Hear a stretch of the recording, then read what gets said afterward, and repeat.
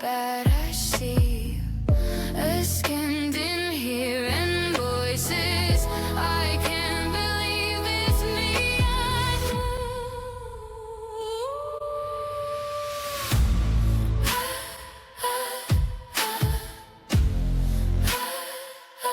The guilty and the ghostly. The guilty and the ghostly.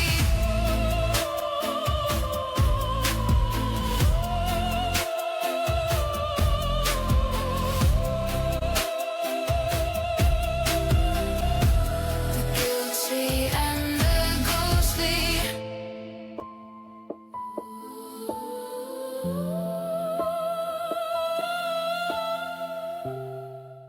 So we're back, Are we? I guess. Did you find your news stories? Yes, I've got my news. I got one. You got one. I got one. So today, guys, I'm going to take over the show. I'm terrified. It ought to be fun. I think it'll be great. He is so proud. He updated me. I've got 300 words. I got 500 words. I got 1,500 words. And then he goes, how many are your stories normally? And I was like, 2,500. He goes, Yeah. Yeah. Respect. Okay? it's a lot. It's a lot. And right now I'm in the middle of writing 2 stories, so I keep going back and forth between the 2.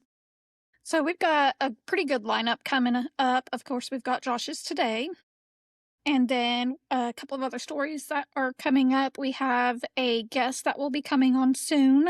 Her show is called Ghost Tracks. We're going to go over there and interview with her. And then she's going to come on ours, and I'm going to tell her it's both a paranormal and true crime story. Mm-hmm. And then we A have... twofer? It's a twofer, but it's the same story. Pretty cool. And then we have some other stories that I forgot. If I Good look job. rough Good and job. seem tired, I've been going since like 8 o'clock this morning. We had a 3-hour practice.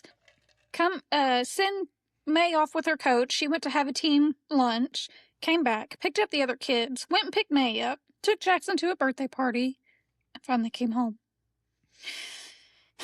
And then I forced her to do a podcast. Yep. He's like, let's go. And I'm like, bro, I just sat down.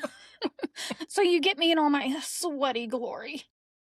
I asked you if you wanted to take a shower. If I took a shower, I knew I'd want to go lay down. So Okay, I understand.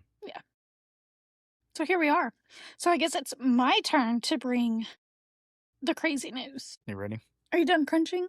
I sound like mom now. I didn't mean to. The piece of ice was in my mouth. So just swallow it whole. Be a man. Josh and I spent a lot of time together this week, in case you can't tell.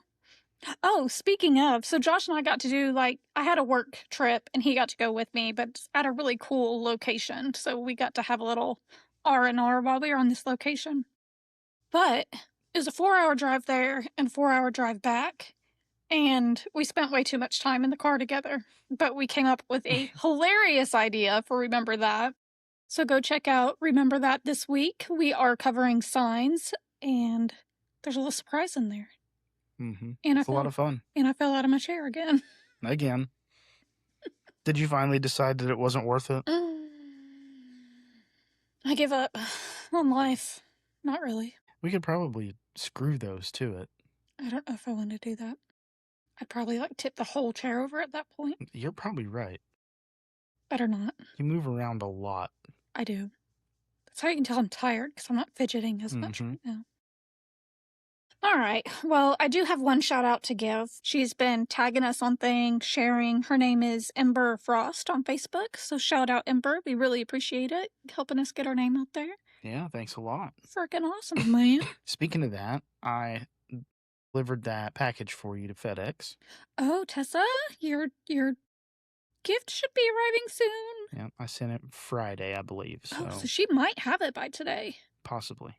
If not by Monday, for sure. Mm-hmm. So hopefully she has it by now. Sorry it took so long. Is there any other housekeeping? I don't think so. Housekeeping? Stuff that we have to do. You need a fresh pillow? You need pillow fluff? I hate you guys. All right. Well, are you ready to hear my true crime news? Yeah, let's hear it. Big X the Plug. Arrested again. Uh-oh. What? And what's crazy is exactly 1 year ago, to the day, he was arrested for the same charges. Nuh-uh. Yes. That's crazy. So, according to Fox 4, he was arrested by the Allen Police Department and booked into the Collin County Jail. Charges include driving while intoxicated, possession of less than 2 ounces of marijuana, and unlawful possession of a firearm. Wow. And exactly 1 year to the day, he got arrested for the same thing. Let's see here. So, everybody's like, well, is he going to make the show? Because he had a big show coming up and everything. Well, I just seen in the comments, he has already been released and he's headed to that show to go perform. Yeah, he probably made bail, I'm assuming. I think it was like the Iowa State Fair, Idaho maybe. I don't remember. Yeah. One of those I states, Iowa. He's headed to the Iowa State Fair to perform. So he's already released, on his way. I've never been to Iowa. Me neither. We need to visit some of these places we've never been. Maybe. Maybe we can do like a spooky trip or something next year. Does Iowa have a lot of cornfields? I don't know. I know Nebraska supposedly does. I don't know either. We just alienated our Iowa listeners. Yeah. Sorry, guys. Idaho has potatoes, though, right? Huh? Yeah, they're known for their Idaho has Idaho? potatoes. I mean, now you're just You're creating stereotypes, okay? Oh, You're reaching to straws now. I'm sorry. I mean, that's just what people told us. We don't know that for a fact. And Wisconsin has cheese, or cheese See, heads. there you go again. Well, we're the Rose City capital. Yeah, well, that's... That's because we have a rose garden in Tyler. Because we're the Rose City capital. Yeah. Mm-hmm. You can go out there and pick any rose you want. I don't think they allow that anymore. They used to. I don't think they do anymore. I don't know. They'd probably tackle you if you tried to pick their roses. So our Pretty sure they don't have security there. well, funny FYI, so our senior class was the last class from Brownsboro that was allowed to have their senior prom at the Rose Garden. Oh, they did it my year. Well, that was a few years later. Yeah. We got banned because I didn't go to that prom. I didn't go to my senior prom. I just went to my junior prom. But I guess they did a little havoc around there, frolicking through the roses a little too much, and they got in trouble. That doesn't surprise me at all. Me either. Sounds about normal. Why are you in here? Why do you always interrupt our recording? Because I'm trying to be quiet. Shut up. Just grab your stuff real quick. Mama didn't want to be loud. We I weren't know. very sneaky either. I know that picked her up. I'm putting her in this time. Well, next time, maybe you should just wait till we're done. That sounds like a you problem. Nope. Our clothes are soaking wet, dude. Well, I don't know what to tell you. I didn't see you tell me put him on there in heavy duty mode. All I seen was, Dad, can you throw these in the dryer for me? Yeah, sure. Okay. I didn't see anything else. Sorry. At least I put them in the dryer for you. I told you no. There you go. You can't complain too much because at least they made it to the washer. They made it in the dryer. Shit, I just didn't put them in heavy duty mode, Oh. So they're still wet. supposedly. Allegedly. Well, you'll dry them out while you're working in that hot kitchen. I'm sorry, baby. I didn't realize you told me to do that. Blow Sorry. dry. Yep. Use a blow dryer. Set them outside for a little bit. They'll dry real quick. Good point. Remember when May stuck our socks out the window on the way to the district game because they were still wet? Mm-hmm. Air dry, man. It worked. Our socks were dry by the time we got to rest. It's I've done it fine. before. It works. Mm-hmm. I've dried hats off. You know, you can get your hat soaked from working in the heat. Just hang it out the window while you're going down the road. Hot air will dry it out. Yep. Do what you gotta do. You. All right, so now that we were rudely interrupted, you've got a story. I do have a story. So, not too long ago, we covered a movie on Remember That called Christine. Audrey's seen it. Do you remember that movie? Mhm. Yeah. So, as our listeners know, it's a story about a car that seems to have evil, murderous intentions. Mm-hmm. So I wrote a story. When I was doing some research about that movie, I found some information on one car in particular that seemed to kind of have a very relevant story to that movie. Mm-hmm. And that's kind of what led me to do this. And I also found that it's not just one car. There's several different cars that throughout history have had a lot of different things associated with them like this. So, have you guys heard any other stories besides that one? Just the one off of Supernaturals with James Dean. Mm-hmm. His Well, that's actually supposedly a story too. That was one I ran across, and then there was another guy like Sir Francis Ferdinand or something like that. Ferdinand. Yeah, Ferdinand the Bull. yeah. But he had like a really old car, but it was supposedly evil or something like that. But anyway, this is a story about a car called the Golden Eagle. Every time you say this is a story, all I can think about is the Will Smith. Will Smith? Fresh Prince of Bel-Air. Yeah. This is a story all about how. That's all I can. That's all I can hear every time you say, "This is the story." I'm waiting for you to break out into it. It almost felt as if the factory never slept, even in the early hours of the day. The building shook with the sound of machinery, the screams of steel being stamped out against its will. Chains rattled overhead. The welders arced with shades of white and blue, briefly illuminating rows of unfinished cars as they slowly crawled along the assembly line. The hot, damp air smelled of hot metal, rubber, oil, and gasoline. Hundreds of men labored beneath the overhead lights, disappearing and reappearing in the flashes of molten steel. No one said much, but the machines... Dang it.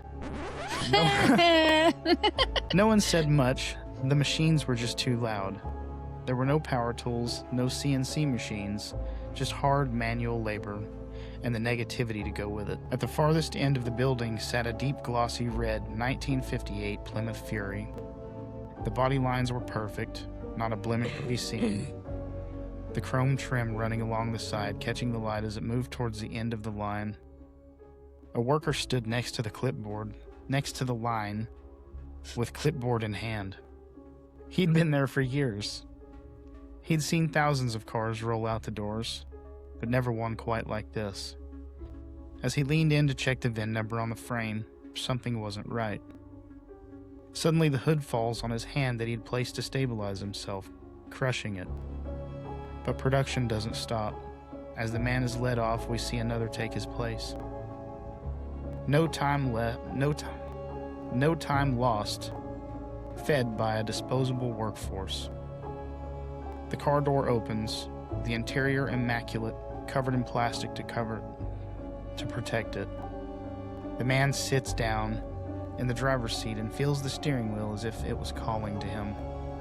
He reclines the seat, lights a cigar. As the cigar slowly burns, the man turns on the radio and ashes in the plastic-covered seat. The radio works as we hear Buddy Holly's Not Fade Away. We then see a man check his watch. It's nearly 5 o'clock. Suddenly, the whistle sounds.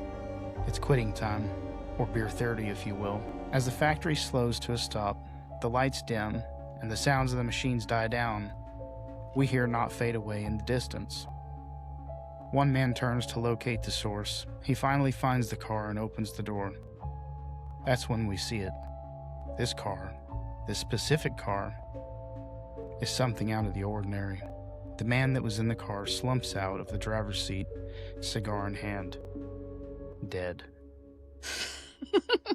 Dead. It was fatal. How fatal. This is the story of Christine, Stephen King. This is the story of Christine, Stephen King's horror novel and 1983 movie, a cult classic and phenomenal movie. But is this just a story? Or can this possibly be inspired by truths? Could a car really have bad intentions? Or could negative energy or even a spirit attach itself to a vehicle of all things? What do you guys think? This is what I think.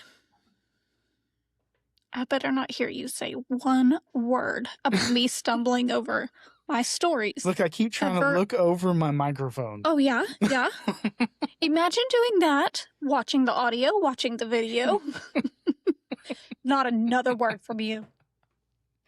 That was a really good movie, and you did a really good job of summarizing the beginning of it. I mean, it's hard to imagine objects that are evil, I guess. I mean, you see the ghost, you hear about the demons and stuff, but then you hear about all these haunted objects. And I know Christine is a made up story, but at the same time, these people bring antiques into their homes and there's things connected to it.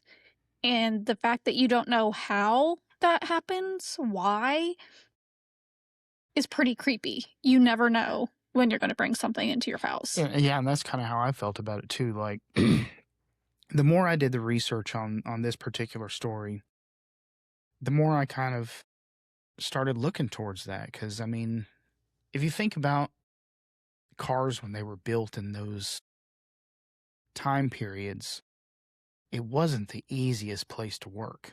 Yeah. Everything was manual labor. You hated your job. You were always angry, so everything in that factory was negative. So all that negative energy could always feed into something like that. Yeah. And then you have one little accident, Yeah. and then that kind of creates, and then you have, again, I know it's made up, but then you have Mr. Cigar Guy over there, and he dies. Well, then that's one injury and one death.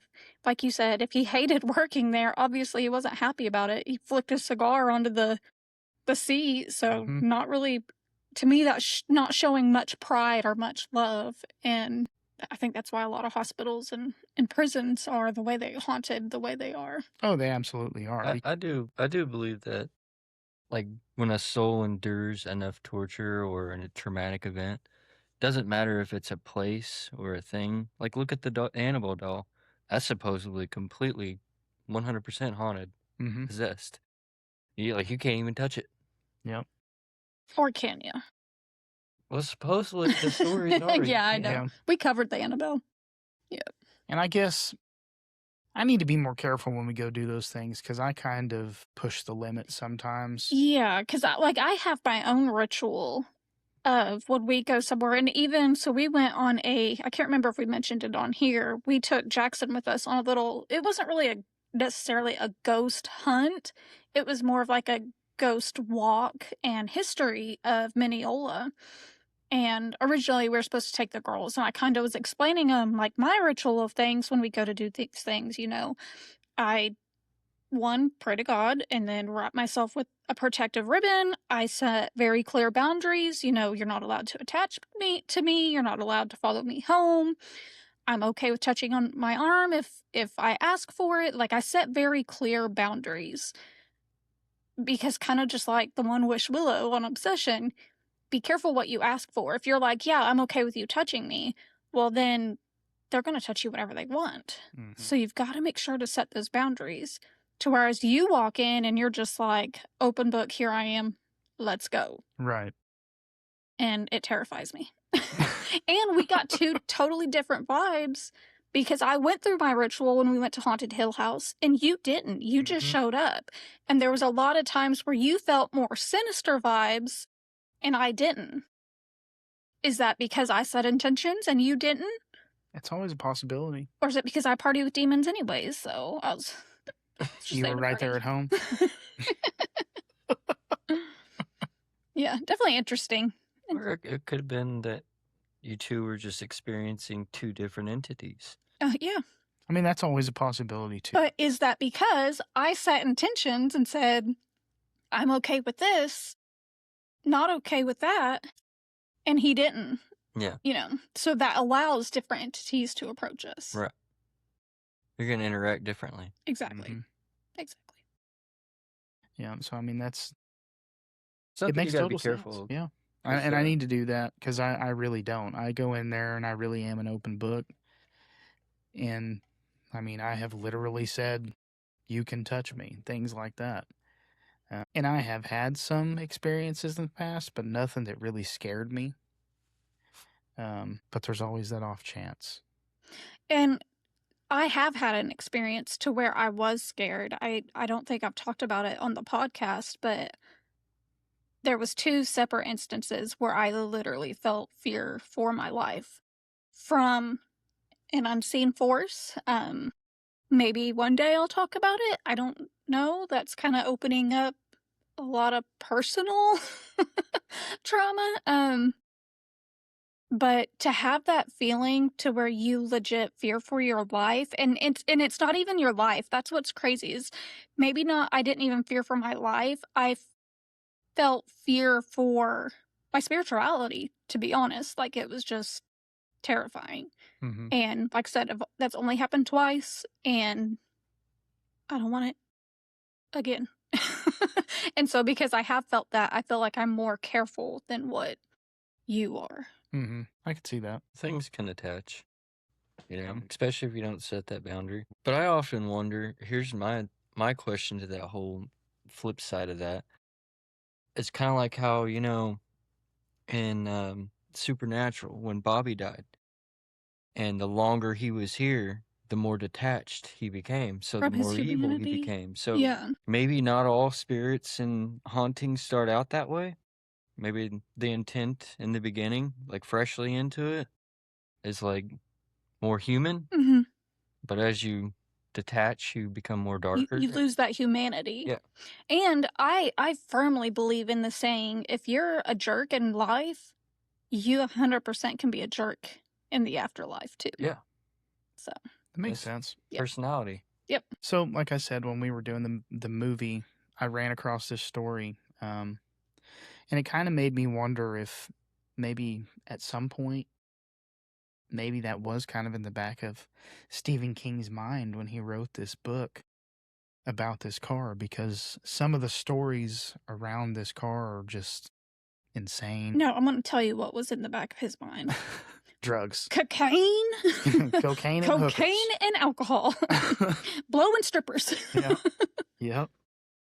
Yeah, and that's everybody's theory is around him being so whacked out of his mind when he wrote that book. Yeah. But it's such a good book. Oh, it really is. It's very twisted. So I mean, a lot of his are.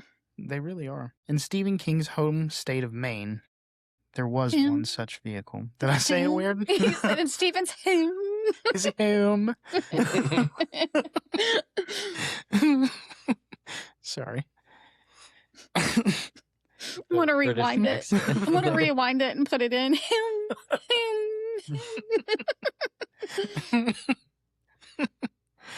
I'm not going to be able to talk now. In Stephen King's home state of Maine, there was one such vehicle. In Old Orchard Beach, Maine, a 1964 Dodge 330 had been purchased by local law enforcement agency. Its purpose was to become a new police cruiser. They gave it a name, the Golden Eagle. The 50s and 60s were a time when cars were built with a style that is still admired today. The mid-60s became a time when cars seemed to be pushing limits thought not possible, and still hold their own to this day. The Golden Eagle was plenty powerful and nimble enough, and some say evil enough, to have inspired a Christine-esque story. The Golden Eagle has been allegedly linked to more than 20 deaths, the first victims being 3 police officers. The first officer died in a murder-suicide after what friends and neighbors described as a sudden mental break. The second lost control on a dry road in the middle of a clear day, and the car flipped several times before landing on its roof. The third officer was found dead in his own home. He was shot several times and his service weapon was missing. The local population began to tell stories of a demon car that seemed to hate the police, but this would soon be proven wrong. There were reports of doors slamming on their own, and many other strange coincidences. The police department put the car up for auction and sold it to a local family. He said, "This is your problem now." Right? So, like, if you heard that there was a car for sale that had like murderous intentions, would that make you want to buy that car just for like the scare factor? Well, that's just like houses, you hear about these houses where they've had these awful tragedies, murders, suicides, both in them. And times they'll drop the prices way down because they can't sell it, but I think because it's more acceptable now, the taboo's more acceptable, I Mhm. think it might do the opposite now. You have those weirdos that want to have access to that just because of the possibility that something Mhm. could be attached. It's funny you mention that someone would want to do that because of, the way that times are now. But the person that purchased it after this purchased it pretty quickly afterwards. And it was because of she wanted the The story. basically. Yeah. And so, just so I can make sure I was following, there were 3 police officers. There was one murder-suicide, there was one rollover accident, Right. and then one wasn't killed in the car, It but wasn't at killed in the home. car, but at home. Okay. Right. And I, for the life of me, I looked to see if I could find sources that actually mentioned who these police officers were when Like these death records happened. and stuff. All I can find is stories. Okay. So I can't for 100% say that this is a true story. I gotcha. But it's a good story. It's a really good story. Hey, that's fun too. The Allen family lived outside of town, and that morning woke up, had breakfast, and headed into town. They headed to the auction and purchased the Golden Eagle for pennies on the dollar. They were extremely excited to have gotten a barely used car for the price they paid. When they got home, though, they noticed the family dog was terrified of the car. It wouldn't go anywhere near it. Which you already see the plot hole here. If there was one in a rollover accident, chances are that car is totaled. Right. But I think in some stories that I read, people are saying that it's possible that they had taken parts from that car and put it on another car. The whatever evil intentions were transferred throughout that process. And that kind of plays throughout the car's life as well. Okay. People kind of have that same premise. That's kind of like our theory for the new Christine and tearing it apart, and then is every car that's made out of those parts then haunted? Right. And who knows? I mean, if that is possible, I mean, it's kind of a neat idea. Yeah, a neat premise. And it's definitely a cool idea to make a sequel. And then do they turn into the, like, what was it, the Transformers? So you have all these pieces, and then they're like, let's group together, and they come together and make one gigantic car. It's interesting that you say that too, because now we have self-driving cars and AI. Yeah. So if for some reason all of a sudden we have some evil taking over that stuff, we're screwed. iRobot. Have we seen iRobot? I mean, military guidance systems and all I mean, that? there's all kinds of crazy things that could happen if, for, any unknown reason that would happen. But personally, I don't see something like that happening. But you never know. So what's the heart of the car? So say there's one part that's most likely to be haunted. What is that The part? one part that you're most likely going to be able to salvage in a wrecked car would be the transmission and engine. So you say transmission or engine, and I guess my take is not necessarily the heart of the car, but what I think might be connected, and this is probably completely crazy and wrong, would be the radio because of the music and the emotional attachment to the radio. I like where you're going with that. I think maybe the radio would be the most haunted part. And that could possibly be part of it, because the radio would survive most stuff like that, I suppose, unless you had a really bad accident. But also, cars were built a little bit different back in those days, too, and they survived a lot of the wrecks, crazy crashes that a lot of the cars we have now, they're designed to crumple and allow you to survive the crash. Back then, the car survived the crash, but a lot of the time you didn't. Yeah. And that was partially because there weren't seat belts. The seat belts they did have were just lap belts, so you just beat your head all in on the inside of the car. Yeah. It was made of metal. Right. There was no padding back then. The steering wheel would kill you. No, most of the time there wasn't power steering, no power brakes, stuff like that. So a lot of stuff was a lot more manual. Your car nowadays, you can drive it like you're literally an F1 race driver. But back then, if you try to drive a car like that now on the street, you're going to wreck. I mean, that's just the difference in the cars now. Yeah. Wendy Allen didn't seem to mind. In fact, she kind of appreciated the history of the car. For some time, the Allens would hear strange noises coming from the garage. Sometimes there would be strange metal noises, sometimes music. There would be times when the headlights would come on, seemingly for no reason. One night they woke up with the car idling, with the key still hanging on the hook. Neighbors started to notice odd things about the car as well. On a few occasions, they claimed to have seen a dark figure in the car that seemed to follow you as you passed by. The Allen children said that the car seemed to have a strange hum about it, almost as if the car were breathing. Eventually the car was parked. It's not said why, but one can only speculate. But the car wasn't done. Over the next several years, people would stop by and vandalize the car, and eventually meet their demise. One of the first is said to have been killed just a few days later when he was hit by a semi-truck. Another is said to have crashed his dirt bike into a telephone pole, and a third was struck by lightning while fishing. By this time, the area of Old Orchard Beach started to whisper about a new myth, a killer car by the name of the Golden Eagle. This isn't the only car to exist, however. There are countless stories from all over. Some claim demonic possessions to just some cars having strange energy about them, with stories telling of being chased by a driverless car, to even an apparition behind the wheel with demonic eyes. Stories of haunted cars have been around for ages. James Dean's Porsche is one such car that killed him in 1955 in a high-speed crash. But the story doesn't end there.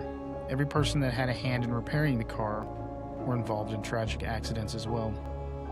The tow truck driver was smashed when the car rolled.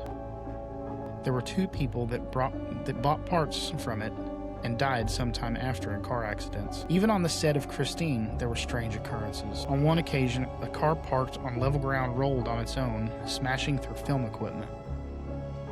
In one instance, one of the stunt drivers lost control when the steering column suddenly locked.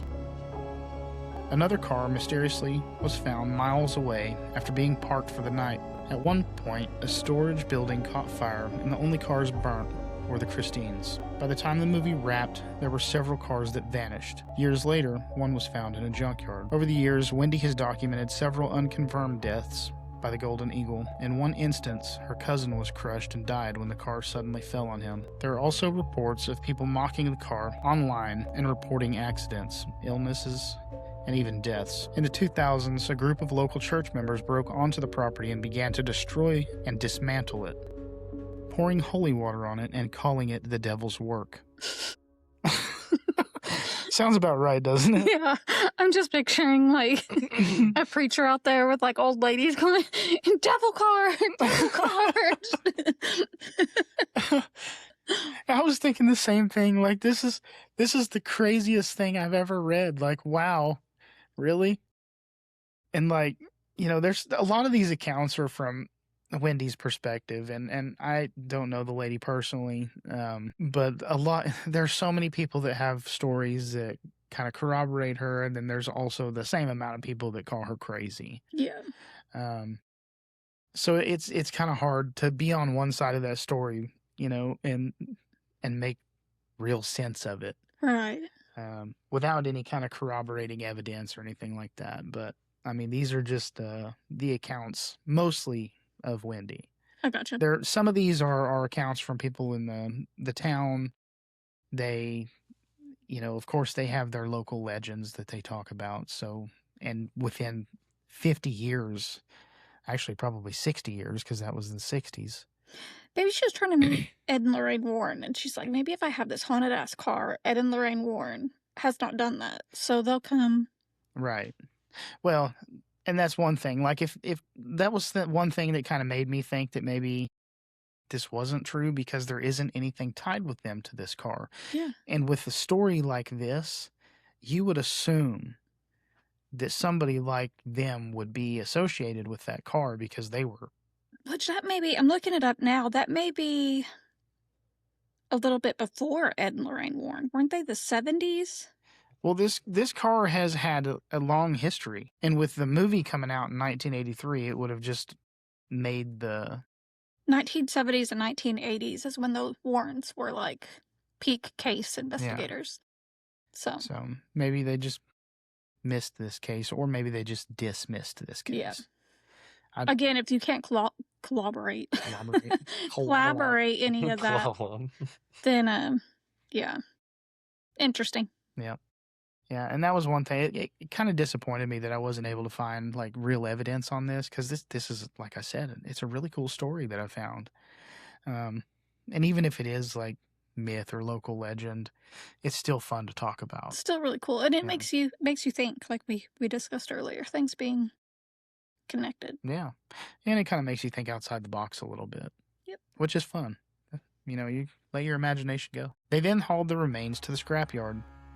But over the next several months, Wendy rebuilt the Golden Eagle. Years have passed since the final incidents, but the story of that car has never truly disappeared. The people that knew what happened remembered things differently. Some believe it was nothing more than a series of unfortunate coincidences. Others believe there was truly something wrong with the car. Today, the car is there like a beacon of what's to come. It wasn't destroyed. It wasn't abandoned in some forgotten junkyard. It wasn't lost to history. It's still sitting there, carrying with it every mile, every accident, and every tragic death connected to its past. To most people, it's nothing but a rusty old car, a collection of metal, glass, rubber, and rust. But to others, the ones that know the real story, look at it differently. Because they don't just see a car. They see all the tragedies that happened behind the wheel of that death machine. Maybe every tragedy was a simple coincidence. Maybe there was a mechanical explanation behind every incident. Maybe there was never anything supernatural about the car at all. But then again, how many coincidences must happen before coincidences stop being the appropriate answer? The car is still there. It still sits patiently, waiting. And as long as it is, one question remains. Was the car ever really the killer? Or was something inside it waiting for the next person to turn its key? Yeah, again, it just makes you wonder. To me, like you said, it'd be a lot more interesting to be able to see like death certificates actually connected to the car. And even really old stories, like I'm fixing to do the one with ghost tracks. The story took place back in the 1860s.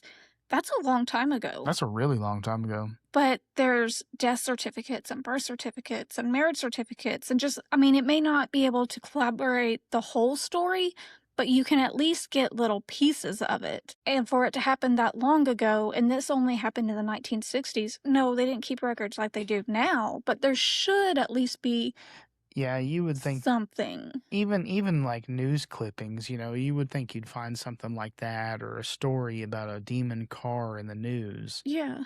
Because they love that kind of stuff. But again, that was the 1960s. It was the 60s. So that's before the Warrens. That's Yeah. before this was really accepted. It was Not also just that, before but the media. National Enquirer. Yeah. Media was probably a little. They try to shy away from that kind of stuff. Mhm. Or Probably like, so. It's a lot more taboo. yeah, like nowadays, that's all you hear on the news. Yeah. That is interesting. But that was my story, guys. Well, I liked it. True or false? I liked it. I thought it was interesting. It was kind of fun to research that. Yeah. Even though I didn't find anything, that really had any real evidence, it was still a fun little rabbit hole to go down. Yeah, for sure. And again, it just makes you wonder what makes some items haunted and some items not. I don't know. I wish I knew what was causing my eyes to water. You're tearing up because you did such a good job. You're just like, I'm so amazing. What it is, dust in the wind. You don't have to cry. There's no crying in baseball. Well, that was a good job, babe. Thank you. Do you think you'll ever tackle a true crime case? I don't know. This was a lot. Like, I don't type.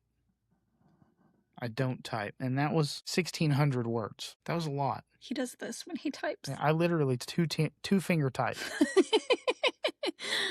It drives him nuts when we're watching a movie and I'm taking notes and I'm like watching the movie and typing at the same time. He's like, what are you doing? But I also type for a living, so. Yeah, I don't hardly ever use a computer. Well, I use one a lot more now than I ever did before. Yeah. Well, that was a good story. Thank you. Very interesting. Guess I'll have to wait for another 3, 4, 6 months for the next one. We'll see. I found another case today that kind of interested me. That one that you sent me? Yeah. Well, that's a true crime. Mm-hmm.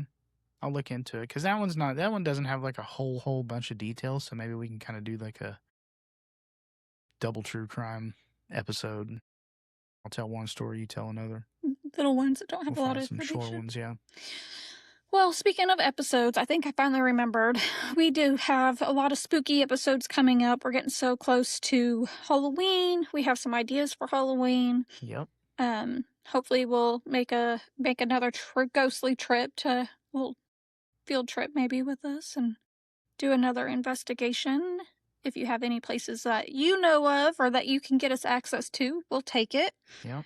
Of course, again, thank you everybody for following, liking, commenting. It does nothing but help. Josh is still passing out this business card, so if you get one from him, take a picture of it, send it to us, tag us, and we'll send you a little goodie bag as a thank you. Again, liking does the most, and commenting. Don't forget to subscribe, share with your friends. All the good things. All those good things, yeah. Oh, our link tree. So I made an update on our link tree. It's now pinned on our Facebook page. You can find us. I think it's called The Guilty and the Ghostly Podcast on Facebook. And I have our link tree pinned to the top. And you can now submit your Sinister Submission. You can also submit case suggestions. And if you want to be a guest on the podcast, it's got 3 different forms that you can fill out there for any of those to get them directly to us to make it easier. We have a Discord. Find it in the show notes. Facebook, Instagram, TikTok, all those things are there. Our Caddo Lake TikTok kind of small blow up, but blew up pretty decently. It did pretty good. I was surprised. It did pretty good. I think our next the idea that we came up with the other day, yeah, that's gonna go pretty good. It was another trip or another idea from our 4-hour trip. Yeah. We had a lot of time to talk. Yeah, we shouldn't be left alone together that long. All right. Well, again, don't forget to go follow Remember That. It's also on our link tree. We have some good movies coming up. We just did Signs. I forgot how good that movie is. We loved it. I think we Is that the one with the aliens? Mm-hmm. Yeah, it's got Mel Gibson, Joaquin Phoenix. Which is why our alien over there has a tinfoil hat. Yeah, he's got a tinfoil hat now. Go watch Remember That and you'll see why. Yeah. So, I guess that's it for now. Join us next week where the guilty confess. And the ghostly never rest. Bye, guys. The guilty and the